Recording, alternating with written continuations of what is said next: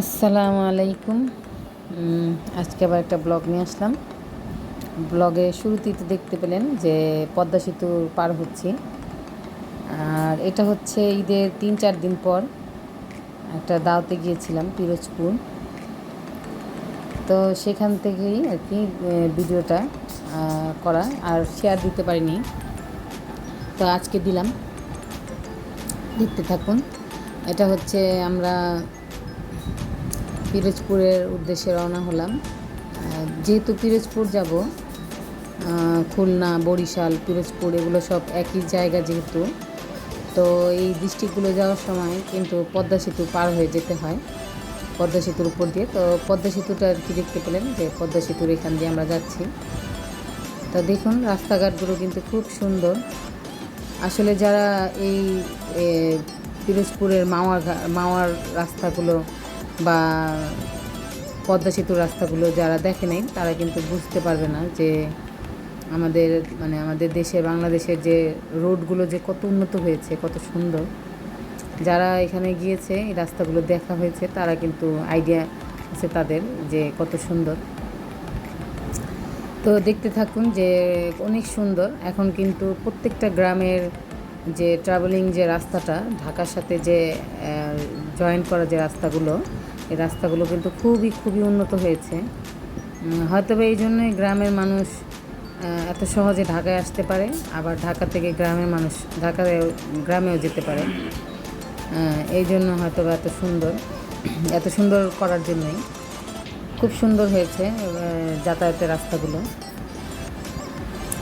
এখন যা মনে হয় যে দূরে যত ডিস্ট্রিক্ট আছে, এখানে ঢাকা থেকে যাওয়া সেটা খুব সহজ হয়ে যাবে।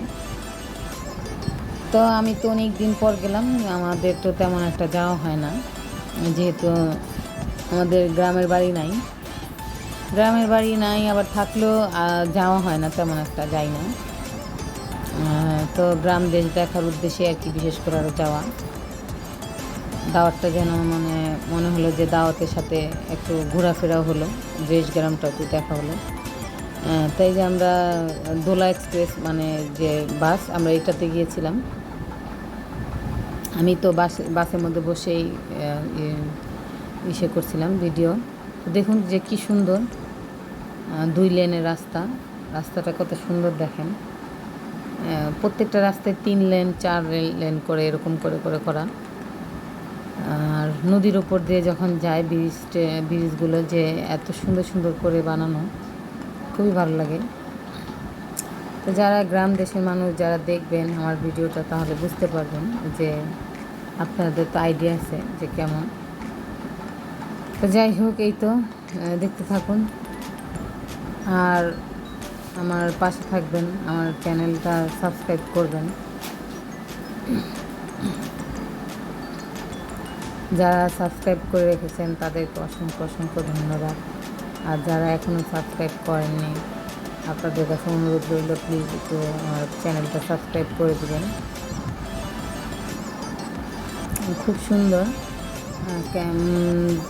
এমনি অনেক কিছুতেই একটু অভিযোগ এটা সেটা নিয়ে, কিন্তু যখন বড় এরকম রোড ঘাটে বের হই, তো দেখলে মনে হয় যে না, দেশের অনেক উন্নত হয়েছে। রোডঘাটগুলো খুব সুন্দর করেছে বাংলাদেশে, শান্তি লাগলো আর কি, খুব ভালো লাগলো। তো দেশে তো উন্নতির কাজ হচ্ছেই, আমরা ঘরে বসে মন্তব্য করি, বের হলে বোঝা যায় যে দেশ কতটুকু উন্নত হচ্ছে এরকম দূরে গেলে।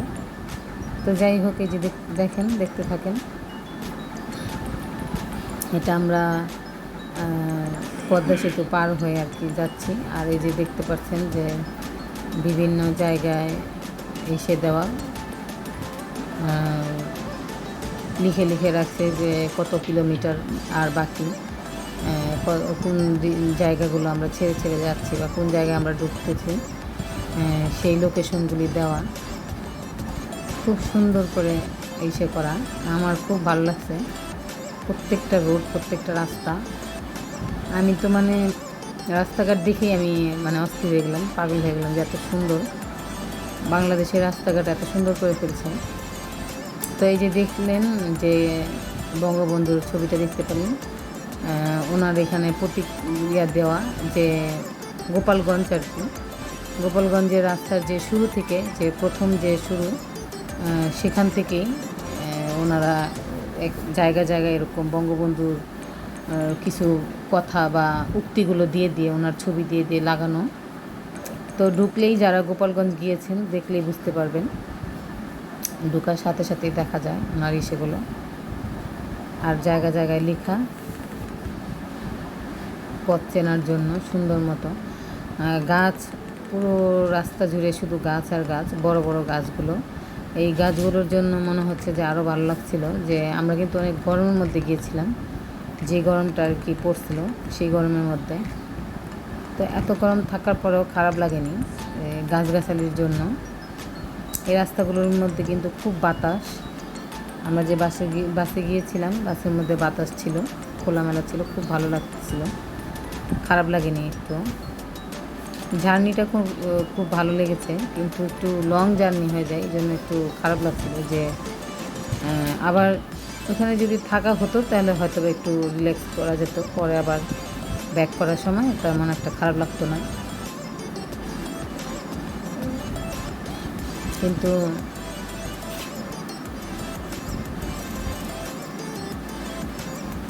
এখন তো একটু ঠান্ডা ঠান্ডা। তো যাই হোক, এই যে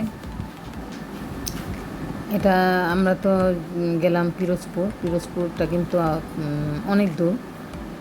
খুলনা, বরিশাল, তারপর গোপালগঞ্জ এগুলো ছেড়ে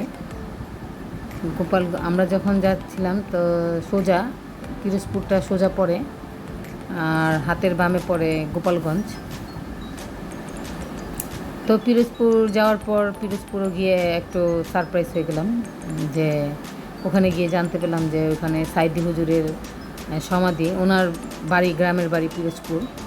সাইদি হুজুরের নিজস্ব মানে বাপদাদার ভিটা ওইখানে, পিরোজপুরের ছেলে উনি। তো এই যে দেখতে পাচ্ছেন যে আমরা কিন্তু এটা গোপালগঞ্জের রাস্তা, আমরা এখানে ছিলাম। আমি এই জন্য আর কি একটু আরও সাইনবোর্ড লেখাগুলো দেখানোর চেষ্টা করতেছিলাম ভিডিও করে করে। আর সবচেয়ে বড় কথা যে জানতে পারলাম যে আমাদের বঙ্গবন্ধুর বাড়ি গোপালগঞ্জ আর সাইদি হুজুরের বাড়ি পিরোজপুর। ওনারা কিন্তু বেশি একটা দূরের না, কাছাকাছি ডিস্ট্রিক্টের। ওনারা বিরোধী দলের হলেও কিন্তু ওনারা দেশি ভাই, বেশি দূরের না। মানে দুজনের বাড়ি দেশের বাড়িতে আসা যাওয়ার সময় মাত্র আধা ঘন্টা, 20 থেকে 30 মিনিট সময় লাগে গোপালগঞ্জ আর পিরোজপুর থেকে আসা যাওয়া করতে। তাই যে দেখুন, আমরা গোপালগঞ্জের একেবারে মূল জায়গায় ঢুকে পড়লাম, যে ওইখানে কিন্তু বড় বড় করে তোরণ করা, বড় বড় করে গেট করা, যেহেতু এরা এই যে টুঙ্গিপাড়া বঙ্গবন্ধুর দেশের বাড়ি, বঙ্গবন্ধুর বাড়ি। আর গোপালগঞ্জ টুঙ্গিপাড়া যে আমরা যে এখন ঢুকলাম, এই রাস্তাগুলো ছিল আরও সুন্দর, অনেক সুন্দর ছিল। মনে হচ্ছিল যে বাইরের দেশ মানে বিদেশ, কোথাও বাইরের কান্ট্রির কোনো রাস্তা দেখতেছে। কোনো ময়লা নেই, কোনো কিছু নেই, খুবই সুন্দর, গোছালো গাছালো, খুবই ভালো লাগতেছিল। আর বিশাল বড় বড় গাছগুলো খুব সুন্দর ছিল। যেহেতু আমার প্রকৃতি খুব ভালো লাগে, গাছগাছালি খুবই ভালো লাগে দেখতে, নদী এগুলো আমার দেখতে খুবই ভালো লাগে, এই জন্য আমার এইগুলো খুব উপভোগ করতেছিলাম বাসের মধ্যে বসে বসে।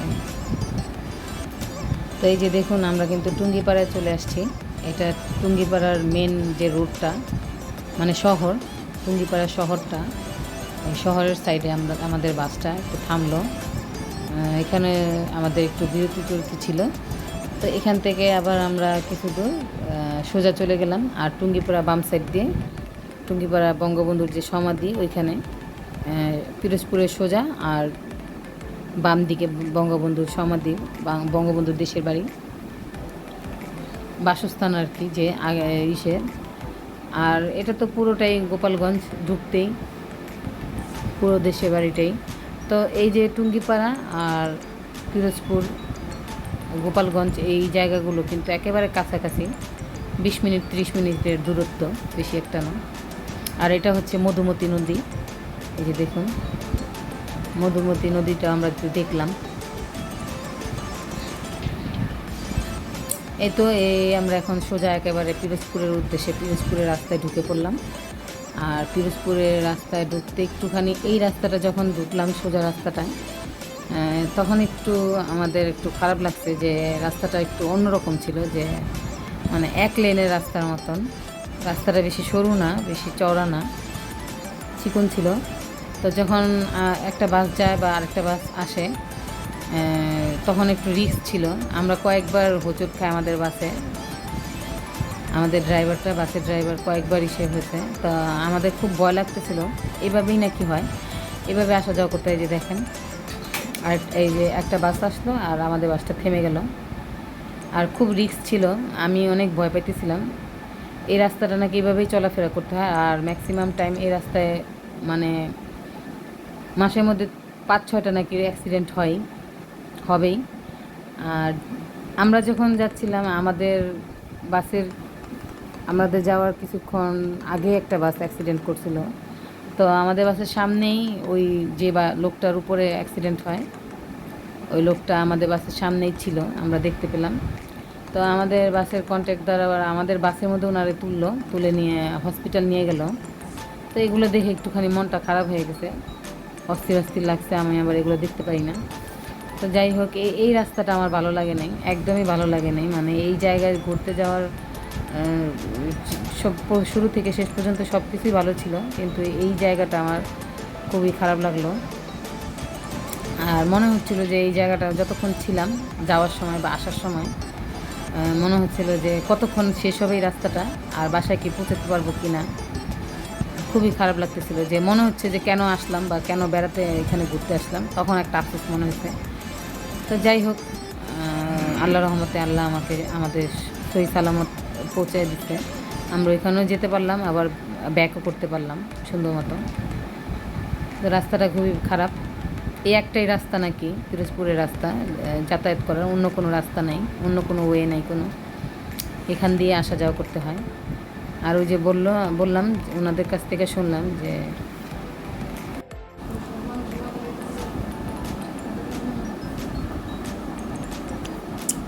তো এই যে আমরা এসে পড়লাম, আর এখন ঢুকে গেলাম আরেকটা একদম মেন জায়গা। তো আর কি, এই তো। আর আমার ভিডিওগুলো দেখবেন, আরেকবার বললাম, অনুরোধ করলাম আপনাদের, যারা আমার ভিউয়ার্স আমার ভিডিও দেখেন সবসময়, আপনাদের কাছে অনুরোধ রইল প্লিজ চ্যানেলটিকে সাবস্ক্রাইব করে দেবেন, যারা এখনও সাবস্ক্রাইব করেননি কিন্তু ভিডিও দেখেন। আর যারা সাবস্ক্রাইব করে রেখেছেন তাদের অসংখ্য অসংখ্য ধন্যবাদ। এই তো আমরা কিন্তু এসে পড়লাম, একেবারে গন্তব্যে এসে পড়লাম বাসায়।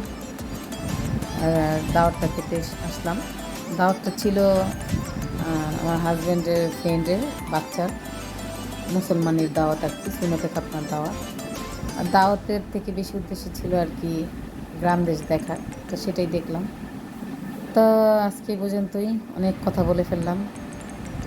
আর একটু সাপোর্ট করবেন প্লিজ, আর যারা সাবস্ক্রাইব করেননি আবার বললাম একটু সাবস্ক্রাইব করে দিবেন।